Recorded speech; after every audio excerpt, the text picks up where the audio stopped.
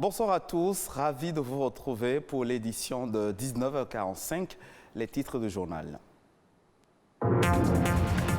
Le poisson fumé est très apprécié pour sa saveur, si bien que de nombreux consommateurs en raffolent. Malheureusement, les conditions de fumage posent parfois un problème de santé.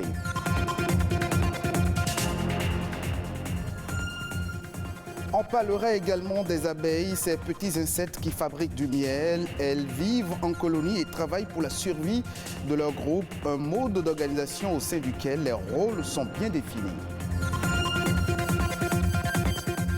Les kystes aux ovaires sont un trouble fréquent chez les femmes. L'un des syndromes principaux est la faiblesse ou l'absence totale d'ovulation. Comment le traiter? Élément de réponse dans cette édition.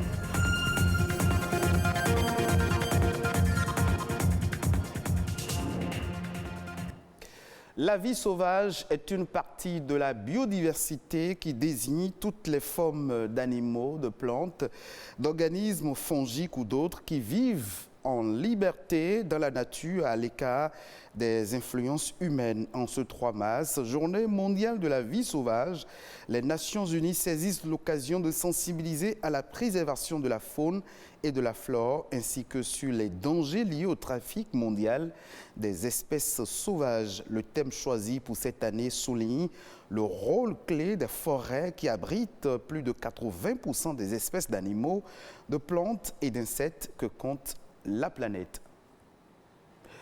On change de registre pour parler à présent du poisson fumé. Très apprécié pour sa saveur, sa consommation est ancrée dans les habitudes. Mais les conditions de fumage du poisson laissent parfois à désirer et pourraient même avoir des conséquences néfastes sur la santé. Une réalité qu'aussi bien que les consommateurs, que les femmes qui s'adonnent à cette activité semblent ignorer. Plus de détails à travers ce reportage signé Ulvaeus Balogun. Le poisson fumé est une source vitale d'alimentation et de revenus pour de nombreuses communautés côtières du Bénin. On estime aujourd'hui à 20 voire 30% les prises locales marines et d'eau douce qui sont consommées sous forme de poisson fumé. Un mets qui fait partie du plat quotidien des Béninois. Avec ces poissons fumés que vous voyez, je peux manger tous les repas que je désire. Nous mangeons ces poissons sans gêne. Il est conseillé de manger du poisson fumé.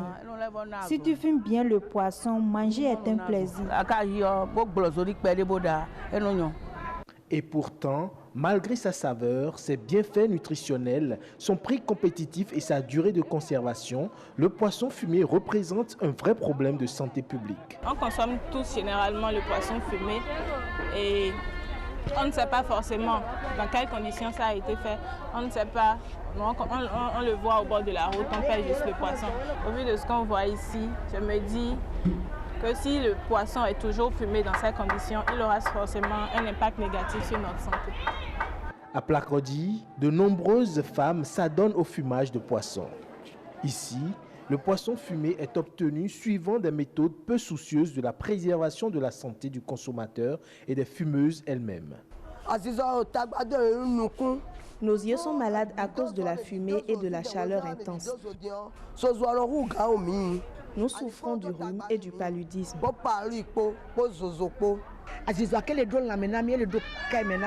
La fumée a un effet nocif sur nos yeux et nos cœurs. Une activité génératrice de revenus qui les expose à des risques sanitaires. Au niveau du fumage même, on a constaté qu'il y a une grande quantité de fumée qui s'accole sur ces poissons-là.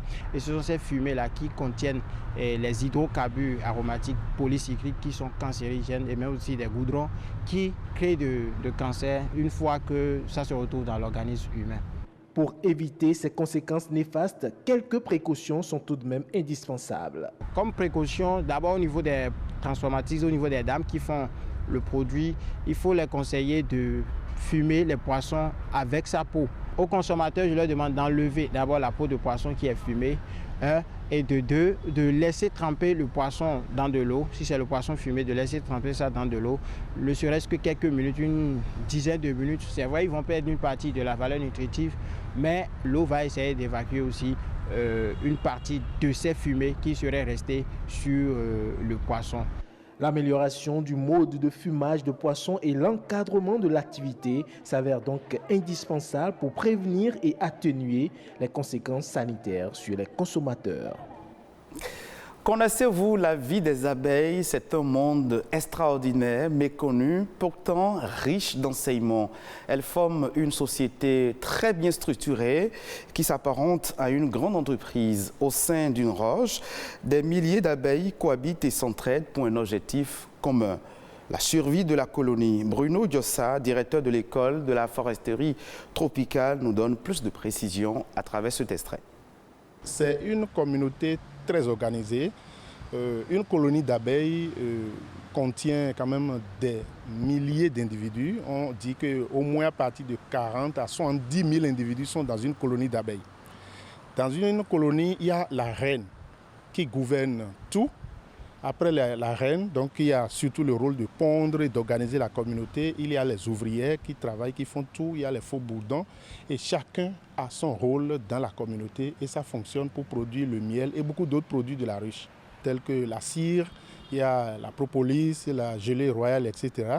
Les mâles qui sont les faux bourdons ont surtout un rôle d'accouplement. Et bon, je ne les envie pas. Après un accouplement, le mâle, il est fini. Et quand la communauté s'organise et fait de la réserve, à la fin, les ouvriers les poussent au dehors de la colonie et ferment la ruche, ce qu'on appelle le massacre des mâles. C'est quand même important parce que sans l'accouplement avec la reine, on ne pourrait pas avoir de jeunes parce que c'est une communauté qui se renouvelle très rapidement. Et donc, pour qu'on ait une abeille adulte, c'est une affaire de quelques jours. Donc, il faut que la femelle, la reine, puisse pondre continuellement. Mais ce qui est merveilleux, c'est qu'après l'accouplement qui se fait dans le vol nuptial, la femelle, donc la reine, peut pondre pendant 1 à 3 ans des œufs fertiles. Vous voyez, c'est merveilleux.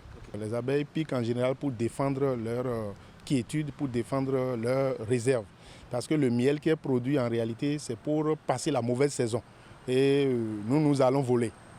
Donc quand les abeilles se sentent perturbées, maintenant si vous allez aussi dans leur environnement parfumé, ça leur donne une idée qu'on a des fleurs avec leur senteur. Donc, ça fait partie des choses qui les orientent dans la recherche de nourriture. Donc elles peuvent venir à vous. Mais c'est en tournant autour, si vous menacez, tuez, vous chassez, bon là c'est en ce moment-là qu'elles se sentent agressées. Et ce qui est dangereux, c'est que quand vous en écrasez une, tout le monde vient à vous parce que désormais vous portez l'odeur.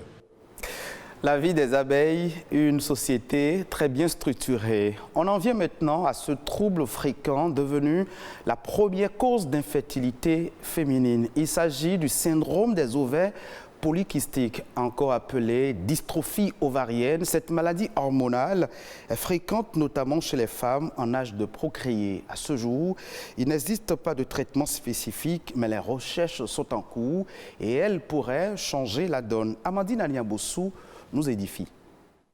Pathologie endocrinienne la plus fréquente chez la femme, le syndrome des ovaires polykystiques touche les femmes de 15 à 40 ans et il constitue la principale cause des troubles de la fertilité.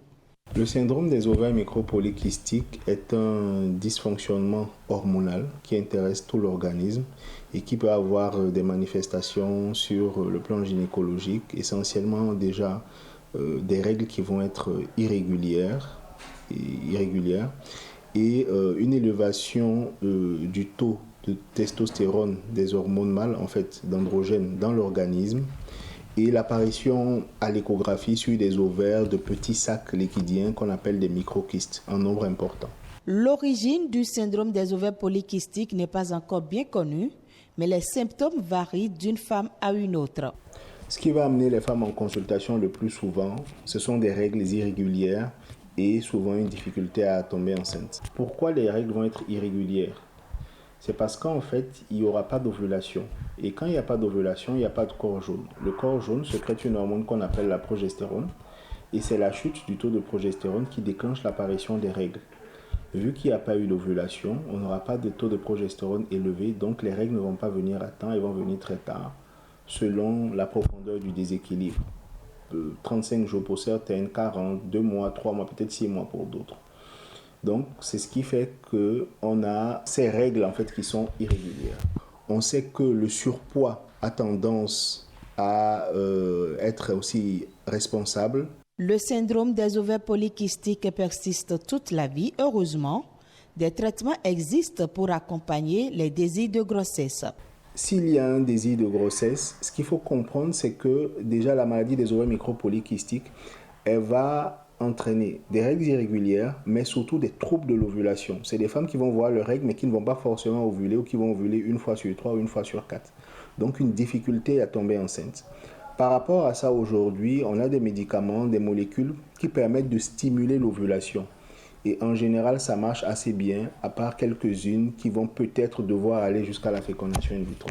En dehors du désir de grossesse, on n'arriverait pas vraiment à traiter la maladie vu qu'on ne maîtrise pas sa cause. Ce qu'on va pouvoir faire, c'est de mettre des traitements hormonaux pour pouvoir régulariser les règles. Mais en général, dès qu'on les arrête des mois après, le déséquilibre se réinstalle. Il est également prouvé qu'un amaigrissement d'au moins 5% améliore les symptômes et favorise le rétablissement d'une ovulation. Un tour d'horizon de l'actualité internationale dans ce journal. Au Cameroun, les autorités du pays déclarent que les recettes non fiscales ont fait perdre au trésor public près de 500 milliards de francs CFA en 2021. Le pays peine ainsi à collecter les recettes de services, les revenus du domaine et des cotisations sociales, alors que le potentiel annuel est de 620 milliards de francs CFA en moyenne. Au cours de l'année 2022, le gouvernement camerounais table sur des prévisions de recettes non fiscales évaluées à 216,2 milliards de francs CFA, très en deçà du potentiel moyen annuel de 620 milliards de francs CFA.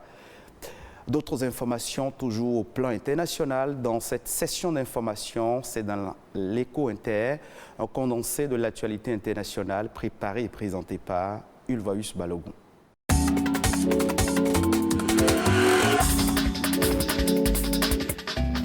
Les prix de la majorité des produits alimentaires de base flambent sur le continent africain, mettant les États, les consommateurs et le secteur privé sous pression. Particulièrement tendue en Afrique du Nord et de l'Ouest, la situation a conduit plusieurs pays à prendre un certain nombre de mesures pour protéger le pouvoir d'achat.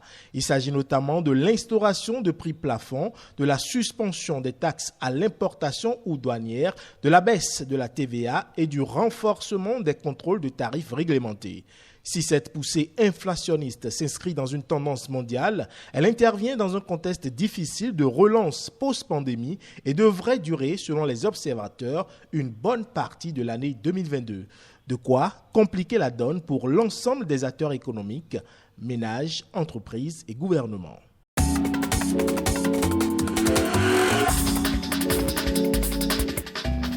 Depuis le mois de novembre de l'année 2021, l'inflation atteint chaque mois un nouveau sommet historique dans la zone euro.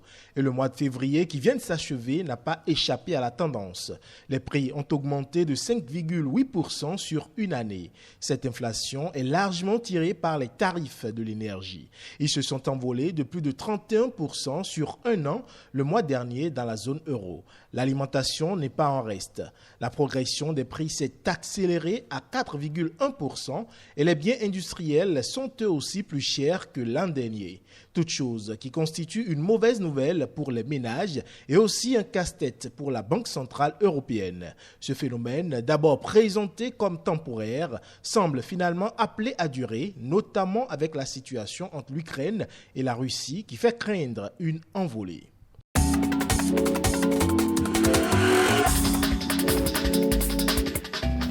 Justement, la guerre en Ukraine propulse le gaz à de nouveaux records en Europe. Environ 40% du gaz naturel importé en Europe vient de la Russie et selon les experts, Moscou pourrait réduire voire suspendre ses livraisons de gaz à l'Union européenne.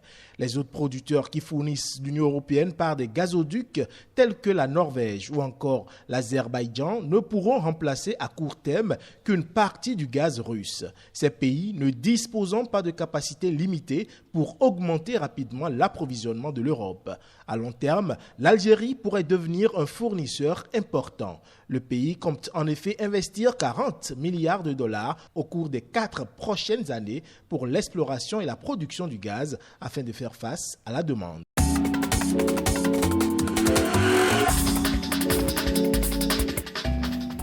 Ce sera tout pour cette session d'information que vous pouvez revoir sur le www.ortb.bj. Merci de votre fidélité.